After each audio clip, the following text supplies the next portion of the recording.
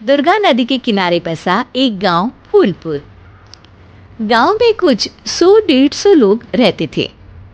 अंजलि, जो कि पास ही के जिले में रहती थी और 12वीं पास कर चुकी थी, उसके पिताजी ने बेटी को जल्दी विदा करने के लिए उसकी शादी फूलपुर गांव के मुकेश से करवा दी थी। मुकेश कभी स्कूल नहीं गया था और इस कारण वो पढ़ा लिखा नहीं था और बाकी गांव वालों की हालत भी मुकेश जैसी ही थी। मुकेश के घर में उसके माता पिता भी रहते थे। सासू माँ, मैं बाहर मंदिर तक जा रही हूँ, आधे घंटे में आ जाऊंगी। अरे अभी कहीं जाने की जरूरत नहीं है, चुपचाप जाके रसोई में रात के खाने की तैयारी करो। और ये घूंघट क्यों हटा लिया है तुमने? क्या पता नहीं कि इस गांव में औरतें बिना घूंघट के नहीं रहती? रात में अंजलि छत पर जाकर अपनी मम्मी से बात कर रही होती है। तभी गांव की 3-4 औरतें उसे देख लेती है और दरवाजे पर आकर उसकी सास से शिकायत करने लगती है। और क्या हुआ? अरे छत पे तो देखो, आपकी बहू मटक मटक के किसी से फोन पर बात कर रही है। दिन भर फोन पे लगी रहती है। अरे कल तो मंदिर के पास वो क्या कहते हैं, सेल्फी ले रही थी।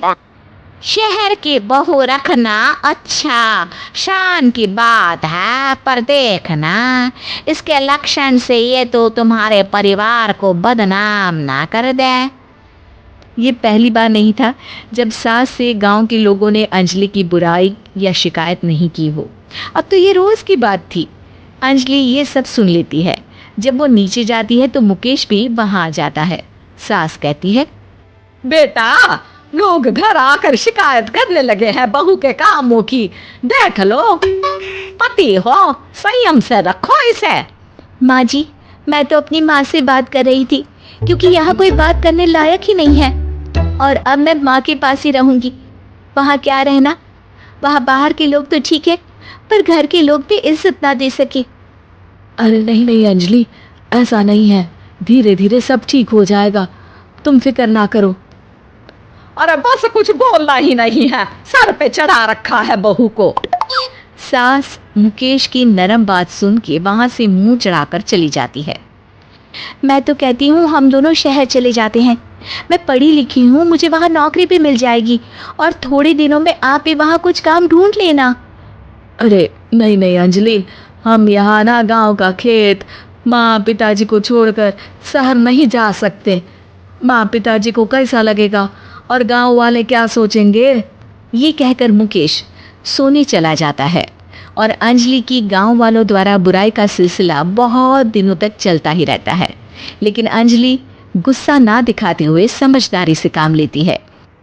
बारिश का मौसम चालू हो जाता है। जोरदार बारिश से पूरे गांव में हाहाकार मच जाता है। दुर्गा नदी में बाढ़ आ जाती है और बाढ़ का पानी पूरे गांव की फसल तबाह कर देता है। फसल की ये हालत देखकर गांव वाले निराश हो जाते हैं और बात तो यहाँ तक पहुँच जाती है कि कुछ लोग तो अंजलि को इस सब का दोषी ठहरा देते हैं।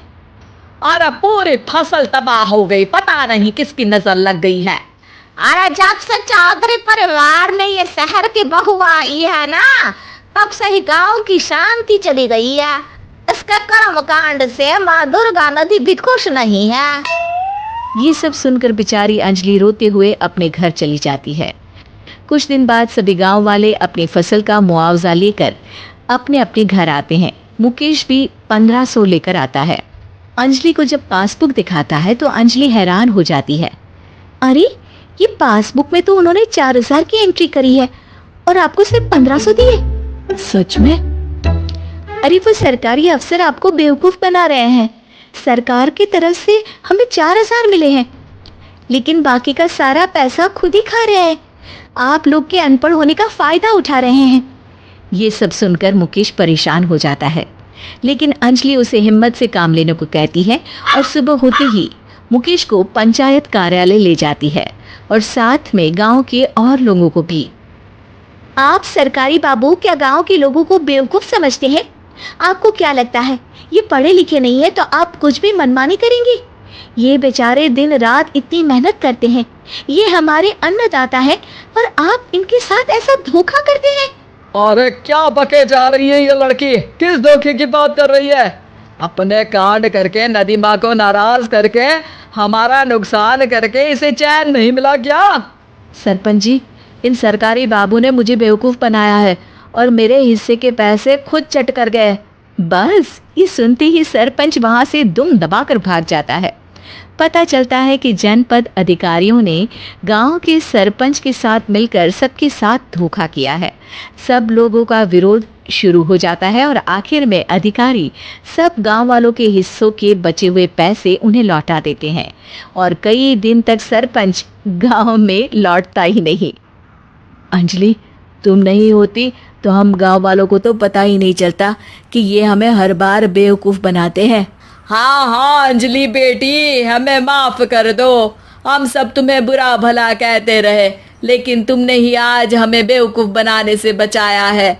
हमें तुम पर गर्व है बेटी। अब समझ आया कि सरपंच तुमसे नहीं, तुम्हारे पढ़े लिखे होने से नफरत करता था। क्यों ना इस बार हम अंजलि को ही सरपंच पद के लिए चुन ले? क्या कहते हो गांव वालों? पढ़ी लिखी सरपंच। बस पूरा गांव अंजलि के लिए ताली बजाता है और अंजलि की सास उसे खुशी से गले लगा लेती है।